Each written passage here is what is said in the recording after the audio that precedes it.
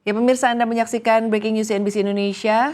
Kementerian Investasi dan Hilirisasi akan menyampaikan realisasi capaian investasi dan kini mari kita simak pemaparan Menteri Investasi dan Hilirisasi Rosan Roslani selengkapnya.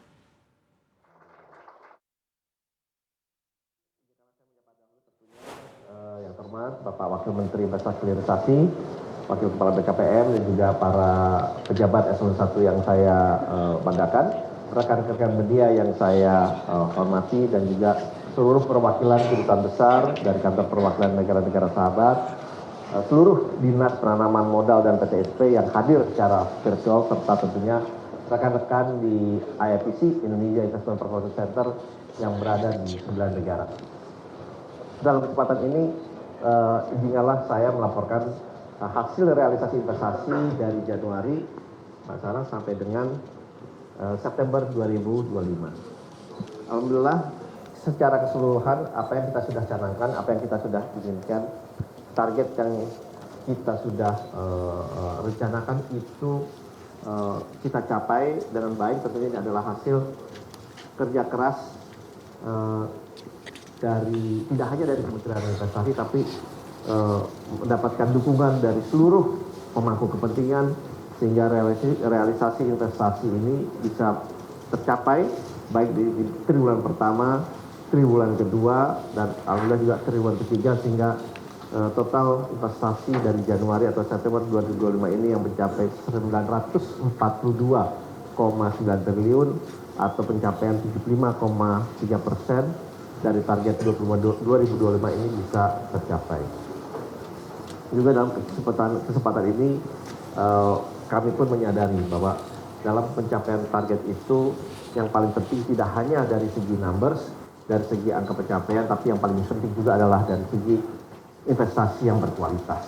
Itu juga yang kami kedepannya selalu melihat secara baik, meneliti secara baik, benar bahwa investasi ini punya dampak yang positif tentunya salah satu dalam rangka penciptaan lapangan pekerjaan. Itu menjadi sangat-sangat penting dan yang paling penting bagaimana investasi yang masuk adalah investasi yang berkelanjutan dan berkesinambungan sehingga memberikan dampak yang sangat positif tidak hanya dari segi investasi tapi juga dari segi pengembangan sumber daya manusia di Indonesia ini.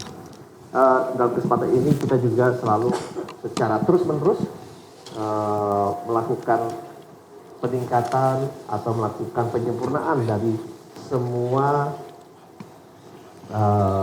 iklim investasi ya dalam rangka kita meningkatkan iklim investasi kita sehingga lebih memberikan kepastian, lebih memberikan kredibilitas dan juga memberikan kepastian dari berusaha itu di Indonesia berjalan dengan baik dengan cara transparan, terbuka dan juga selalu menjunjung tata kelola perusahaan, good governance yang terus selalu kita coba tingkatkan. Dan salah satu bentuk dari upaya itu yang boleh saya sampaikan sini adalah sejak pada tanggal 5 Oktober 2025 kami telah menerapkan fiktif positif yaitu di mana memberi perizinan yang diberikan yang menyangkut beberapa kementerian atau badan lain itu bisa dikeluarkan oleh kementerian kami sesuai dengan service level agreement yang sudah disepakati. Jadi tidak ada lagi keterlambatan dari apa yang sudah dijanjikan kepada para investor. Dan sejauh ini berdasarkan PP yang sudah dikeluarkan yaitu PP 28 tahun 2025 kami sudah memberikan kurang lebih 132 izin terbit yang lahir dari mekanisme fiktif positif dari sistem online single submission ini. Memang konsekuensi dari seluruh integrasi yang kita lakukan ini terhadap seluruh kementerian memberikan dampak positif, tapi bisa bersamaan juga kita harus meningkatkan daya dari tidak hanya dari segi sumber daya manusia, tapi juga dari segi teknologi, alat yang terus kita perbaiki dan kedepannya insya Allah ini akan menjadi lebih baik dalam memberikan pelayanan yang pasti, pelayanan yang benar, pelayanan yang cepat, tetapi yang saat bersamaan juga pelayanan yang selalu mengikuti perundang-undangan yang ada. Mungkin itu dari saya, Mbak Sarah, mungkin dari para bapak-bapak, ibu-ibu yang hadir secara langsung maupun tidak langsung ingin mendengarkan langsung.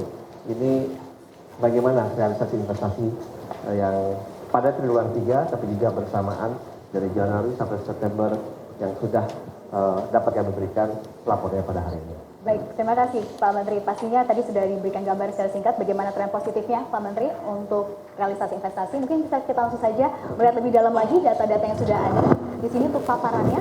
Pak Menteri, mungkin kita bisa mulai dari ini, angka catatan realisasi investasi. Datanya di sini sudah disebutkan tadi, boleh dijabarkan atau elaborasi lebih lanjut lagi, silakan Pak Menteri. Ya, terima kasih Mbak Sarah. Walaupun tadi saya sudah menyampaikan secara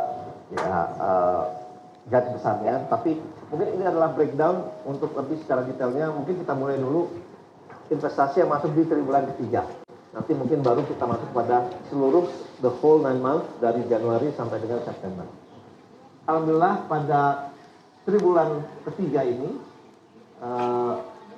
pencapaian investasi kami ini adalah 491,4 triliun, atau kalau kita bandingkan year on year-nya itu peningkatan 13,9% dari 431,5 triliun pada tahun sebelumnya. Dan pencapaian ini kurang lebih adalah 25,8% dari target investasi 1.905,6 triliun yang dicanangkan harus kita capai pada akhir tahun Desember 2025. Jadi target keseluruhannya ini adalah 1.905,6 triliun.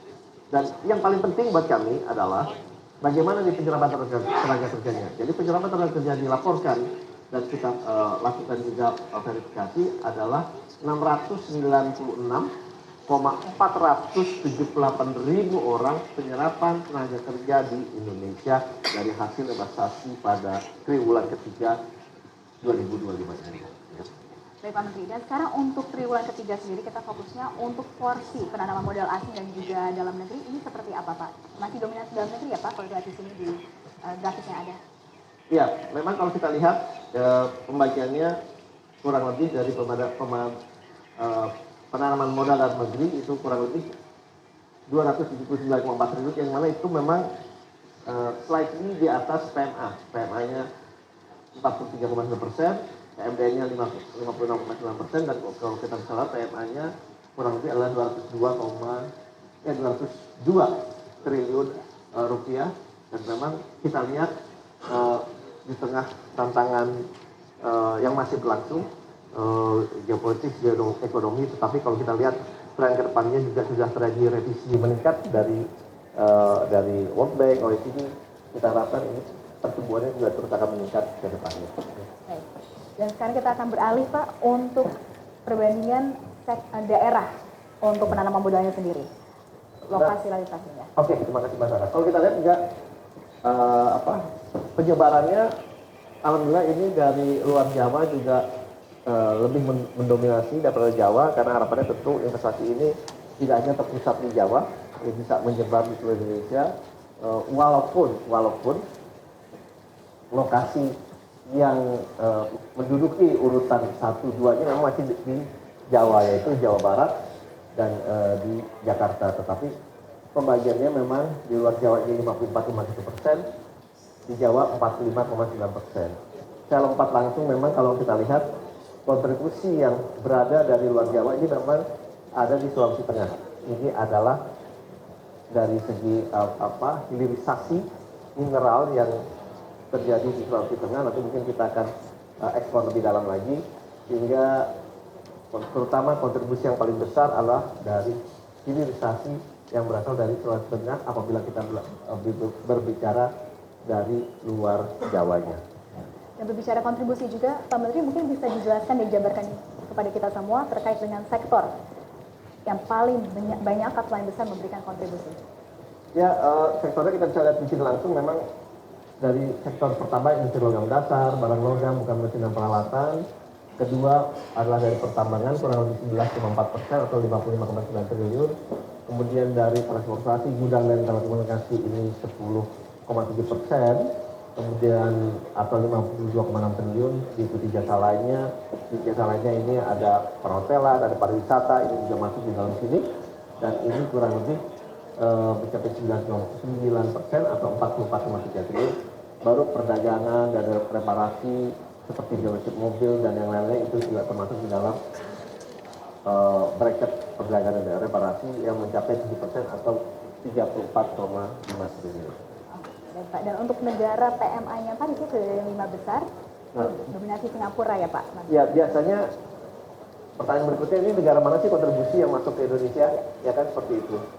Nah, memang boleh kalau kita lihat memang negara ini tidak berubah banyak ya, itu cukup constant. Kita lihat Singapura masih menjadi kontributor secara pencatatan investasi masuk melalui Singapura. Dan kalau kita lihat selama ya boleh bilang 10 tahun terakhir ini Singapura menjadi negara nomor 1 yang masuk ke Indonesia. Pencatatannya adalah kontribusinya pada semester ini 3,8 miliar atau 28,8%, diikuti oleh Hong Kong dan juga oleh Tiongkok. Tapi sebenarnya kalau kita combine dua ini kan angkanya menjadi 4,6 miliar dolar. Ya, kalau kita bicara itu lebih besar dari Singapura kalau kita bicara kita combine ini. Kemudian diikuti oleh Malaysia 7,4% dan Amerika Serikat 5,8% atau 0,8 miliar US dollar. Itu untuk negara-negara yang top PMA ya, Ya, the big walaupun five. ini yang kita cantumkan hanya 5 besar ya, tapi kita lihat all the details, nomor 6, 7, 8, 9 nanti kita bisa cantumkan atau teman-teman media mau melihat langsung, tentu kita bisa paparkan secara terbuka. Baik Pak Menteri, dan sekarang tadi sudah disinggung sedikit oleh Pak Menteri, tetapi sekarang kita mau lihat lebih jelasnya lagi terkait dengan realisasi investasi hilirisasi di triwulan ketiga ini, Pak Menteri. Ini total realisasinya bisa kita lihat angkanya 190,6 triliun ya Pak? Ya, kalau kita lihat memang kontribusinya ini secara perlahan meningkat. Kalau dulu masih di level 25%, 26% dari total investasi yang masuk, sekarang dari sektor hilirisasi itu sudah mencapai 30, bahkan 30,6%. Jadi trennya ini program yang dicanangkan oleh pemerintah ternyata memang memberikan dampak yang positif, terutama dari investasi yang masuk. Dan ini juga membuktikan bahwa kebijakan hilirisasi yang diterapkan ini berjalan. Ini berjalan karena kita lihat, kalau saya senangnya dengan angka ya kita lihat persentasenya makin lama makin naik, ya kan. Nah, tetap memang masih didominasi oleh mineral atau dalam hal ini adalah nikel ya karena obviously kita juga memang penghasil riset kita terbesar di dunia untuk nikel itu kurang lebih 42%. Jadi memang very significant riset kita, dan bagaimana kita mempergunakan riset kita ini secara berkelanjutan, dan salah program-programnya terutama adalah EV battery ya, electric vehicle battery, yang dimana ini kita ketahui bahwa nikel adalah salah satu komponen utama dari penciptaan nikel battery. Jadi alhamdulillah di Indonesia ini sudah ada ekosistem yang penuh dari tambang nikel sampai dengan EV battery sendiri, itu termasuk juga recycle battery, jadi sudah ada di Indonesia. Ya, kemudian ini tembaga di perkebunan kita kerja bersama kelapa sawit. Program kita sudah berjalan, tapi tentunya kita ingin mendorong terus ke step-step selanjutnya, karena dengan melakukan hilirisasi sampai tuntas, itu juga akan memberikan multiplier effect yang banyak dari nilai value added, dari nilai daya saing. Nah, oleh sebab itu dari perkebunan, kehutanan yang potensinya ini sangat-sangat luar biasa. Dan kita terus berkolaborasi baik dengan kementerian lain, baik dengan badan usaha lain, dengan private sector, dalam rangka pengembangan program hilirisasi yang harapannya juga nanti dari terutama perkebunan dan kehutanan, perikanan, dan kelautan ini juga bisa meningkat dan memberikan kontribusi yang besar terhadap pertumbuhan dan investasi yang masuk ke Indonesia. Banyak potensi, terutama sampai di sini perikanan kelautan juga sangat besar ya Pak untuk nanti didorong ke depannya. Kenapa? Untuk perikanan dan kelautan, potensi sangat besar juga untuk perikanan kelautan ini sangat besar nih, nanti potensinya kita terus garap, dan sudah ada program-program kita juga yang terutama yang dalam negeri, koordinasi kita dengan Kementerian KKP juga sangat baik, dan sudah ada yang sudah dicanangkan, dan kita lihat ini bisa mulai berjalan juga di awal tahun depan, di tahun 2026 ini.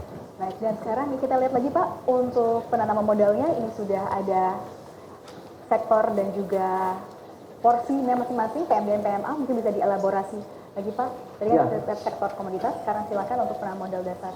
Nah memang kalau di hilirisasi ini, untuk investasi hilirisasi ini memang terbalik dengan yang sebelumnya. Penanaman modal asing lebih tinggi, yaitu sudah 68,4% atau 103,1 triliun. Karena di sisi lain bukan hanya dari segi investasi yang kita butuhkan pada saat hilirisasi, tapi juga dari segi teknologi.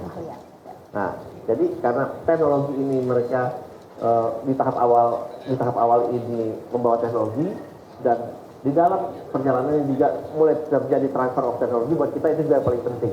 Karena dengan ini pertumbuhan atau investasi yang masuk Indonesia adalah investasi yang berkualitas yang seperti saya sampaikan. Nah, oleh sebab itu angkanya memang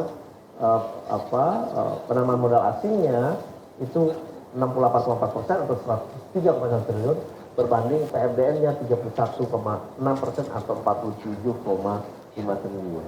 Dan ini juga karena PMA ini terutama di bidang hilirisasi ini tadi sudah saya sampaikan lebih banyak di luar Jawa, terutama di daerah Sulawesi dan Maluku Utara, sehingga bentuk dari Jawa luar Jawanya bisa dilihat bahwa luar Jawa ini untuk hilirisasi mencapai 76,5% atau 115,2 triliun. Sedangkan Jawanya ini 35,4 triliun atau 23,5%. Ini adalah breakdown dari 5 lokasinya. Kita lihat seperti yang saya sampaikan untuk hilirisasinya.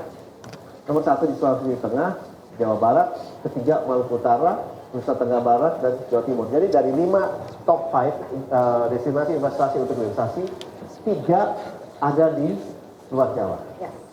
Sulawesi Tengah dan juga Maluku Utara, NTB itu ya Pak ya? Iya, itu Nusa Tenggara Barat, jadi itu bisa sehingga terrefleksi di dalam penanaman dalam luar negeri dan juga penanaman modal asingnya, pembagian secara persentasenya. Gitu, Oke. ya. Dan untuk penanaman modal asingnya itu sendiri Pak, ini sudah ada top 5 countries-nya atau top 5 negara.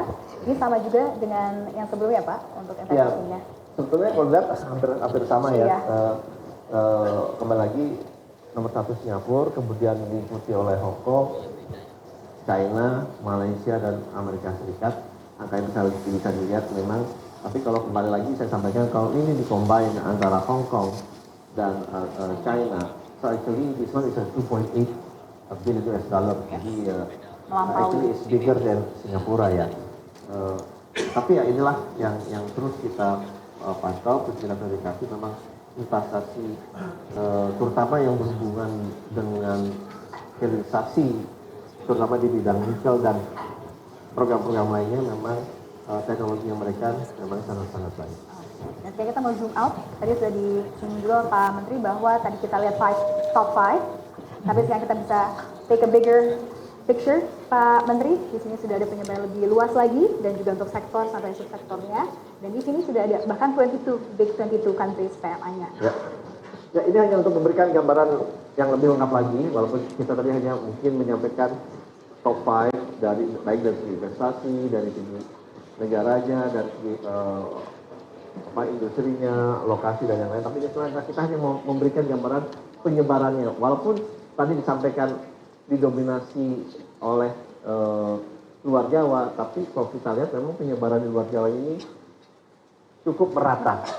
Ya, kita lihat di semua pulau-pulau besar atau pulau-pulau yang lainnya itu ada penyebaran dari investasi yang masuk ke Indonesia pada triwulan ketiga 2025. Ini adalah penjabaran industrinya lebih lanjut lagi. Nanti tentunya teman-teman dan bapak-bapak ibu yang hormat bisa melihat data-data ini, dan kami selalu terbuka dan dengan senang untuk sharing data-data ini yang ada.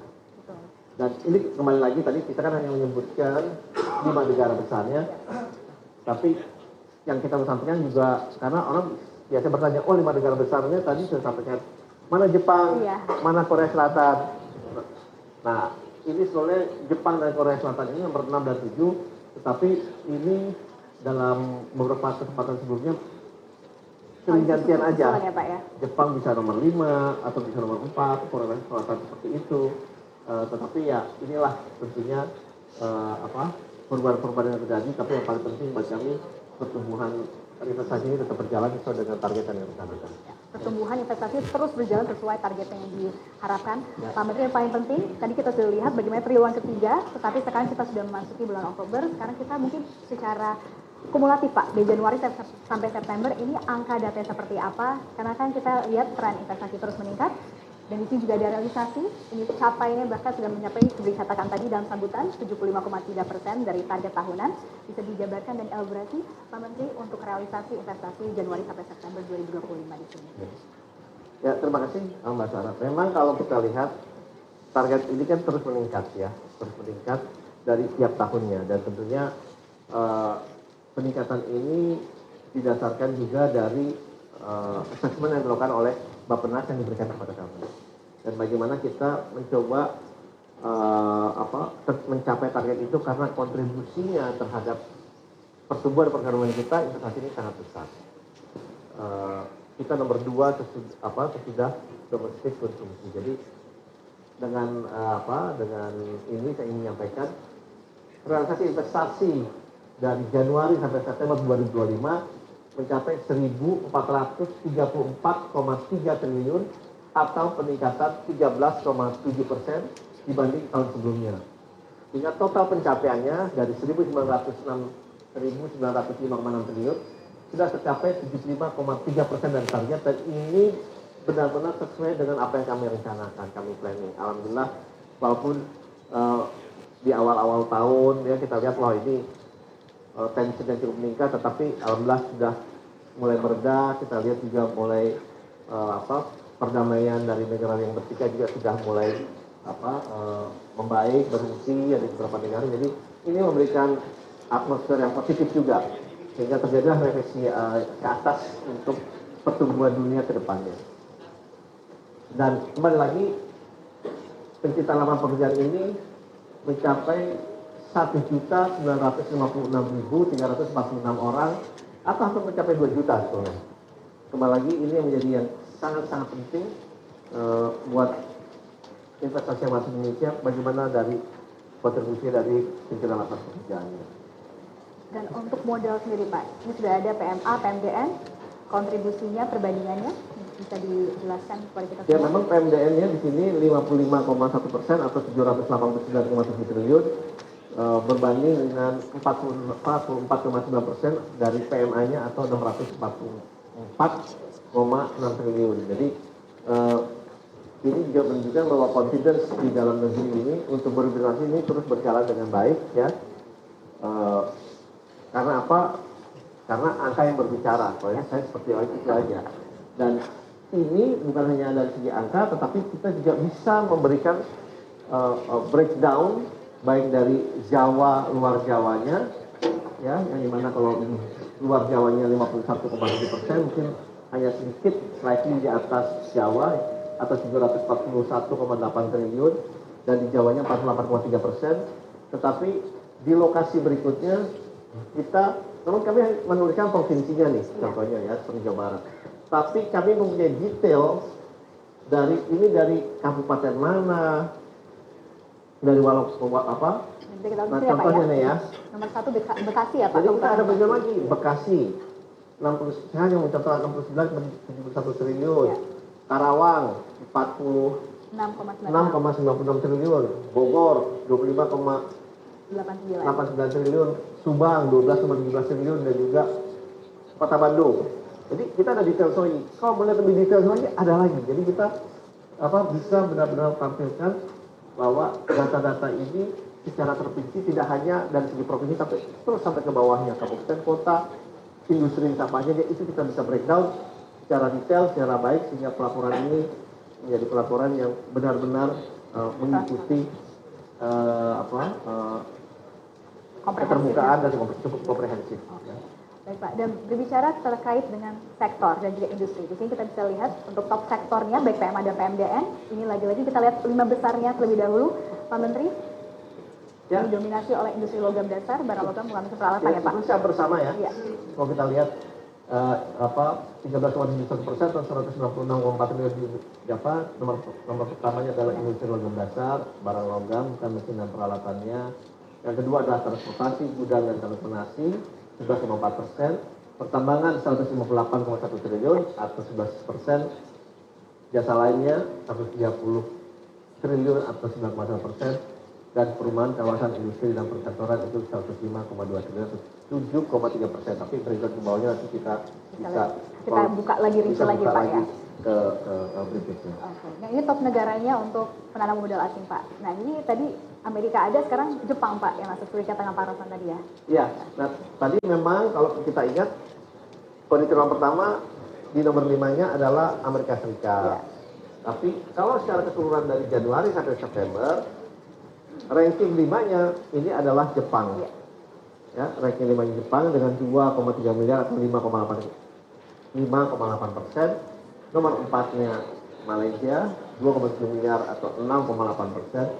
Baru kemudian China, Hong Kong, dan juga Singapura 31,3%, 12,6 miliar dolar investasi yang dicatat melalui Singapura. Baik Pak. Dan sekarang setelah kita lihat untuk realisasi investasi, sekarang kita mau breakdown untuk investasi hilirisasi Pak Menteri dari Januari sampai September. Kalau kita lihat terjadi angka atau presentasi yang sejajar ya antara triwulan ketiga dan juga total realisasi investasi dari Januari sampai dengan September. Dari segi percentage, kalau kita ingat presentasinya di realisasi tetap tadi juga di 30,something% ya. Ini angkanya ini ternyata cukup stabil. Tapi kita melihat kemungkinan bahwa angka ini nanti presentasinya bisa menambah mungkin di bulan-bulan berikutnya atau bahkan di tahun-tahun berikutnya. Nah ini breakdown-nya dari segi sektor, kembali lagi mineral yang dalam hal ini memang nikel memberikan kontribusi yang terbesar, kemudian tembaga, kelapa sawit, bauksit ini urutannya. Tapi yang menarik juga kalau kita lihat ya sekarang tidak ada juga ikan tuna cakalang ini walaupun masih kecil, tapi baru 1,1 triliun, tapi ini yang akan didorong secara signifikan saya tahu dalam program pemerintah pada tahun 2026. Ya.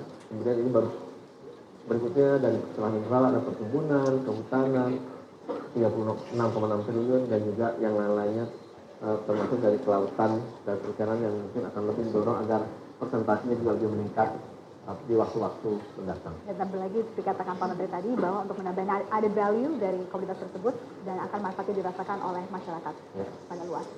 Baik Pak, dan sekarang untuk perbandingan penanaman modal baik dalam negeri maupun asing di sektor investasi hilirisasi ini masih sejalan juga ya Pak untuk daerahnya juga, mungkin bisa dielaborasi lebih lanjut lagi Pak Roslan? Ya seperti yang Mbak Sarah sampaikan, ini masih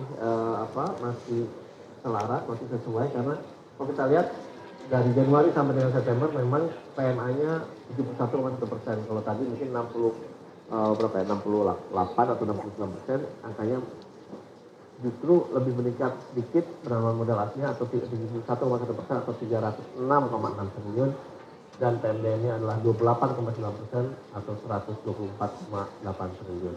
Jawa luar Jawanya itu tentunya terrefleksi dari PMA luar Jawa dan juga dari nomor daerah yang peringkat satunya untuk hilirisasi adalah pertama Sulawesi Tengah, kedua Maluku Utara. Ini memang adalah terutama di bidang mineral, dalam hal ini nikel, walaupun di luar nikel juga tidak terjadi hilirisasi di tembaga, bauxite dan yang lain-lainnya aluminium sehingga ini contoh aja nih di Maluku Utara ternyata inilah di bidang nikel contoh 81,2%, baru bauksit, kemudian ada besi baja, kayu dan kelapa. Jadi ini kelapa kebetulan ada di sini. Saya ingin sampaikan juga ini hilirisasi di bidang kelapa kita juga baru mendapatkan investor yang cukup besar dalam hilirisasi di bidang kelapa dan dengan harapannya ini akan memberikan kestabilan daripada harga dari para petani kelapa. Karena buat kami yang penting memang mungkin dari segi investasinya hilirisasi di bidang kelapa dibandingkan nikel itu jauh. Tetapi dari segi penciptaan lapangan pekerjaannya, dari segi memberikan kepastian harga dari kelapa itu sendiri menjadi baik.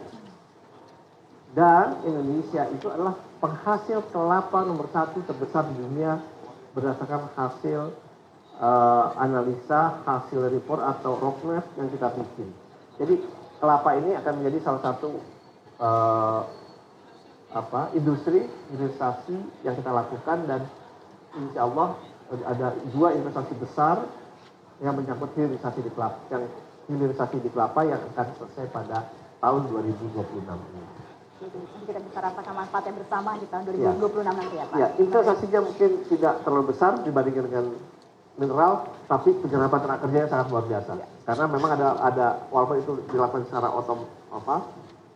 otomatisasi yang full, tapi untuk ini istilah saya untuk ngorek kelapanya itu masih melibatkan juga pengumpulannya, terutama masyarakat. Manpower yang masih dibutuhkan iya. sangat besar. Baik, Pak Menteri. Ya pasti kita nantikan itu, tetapi sebelum kita lihat lagi Pak, ini bisa dijelaskan juga untuk PMA. Dari bawah ini ada top 5 countries atau top 5 negara untuk investasi hilirisasi. Ini ada masih masuk Singapura, Hong Kong, China, dan Amerika Serikat. Dan di sini ada Malaysia juga, ya Pak Menteri. Ya, kalau kita lihat ini cukup stabil juga ya, dari negaranya, dari urutannya. Memang kalau kita lihat untuk hilirisasi ini, Singapura nomor pertama 58 miliar US dollar, kemudian Hong Kong, China di 3,3, tapi kembali lagi kalau kita combine both antara Hong Kong dan China, dan they will end up number 1 dengan 8.8 billion US dollar, kemudian US 1.5 billion US dollar, and then Malaysia 1,5 miliar US dollar. So actually, dia mereka ya. Iya, cukup sama lah angkanya kurang lebih. Then kita take a bigger picture of the whole investment realization Januari September 2025. Ini penyebaran masih sejalan ya Pak, semuanya masih merata. Ya, kalau kita lihat kembali lagi ini kita hanya memberikan gambaran bagaimana penyebaran itu telah terjadi cukup merata di semua daerah di Indonesia, dari investasi yang masuk baik dalam maupun luar negeri di tahun 2025 dari Januari sampai September.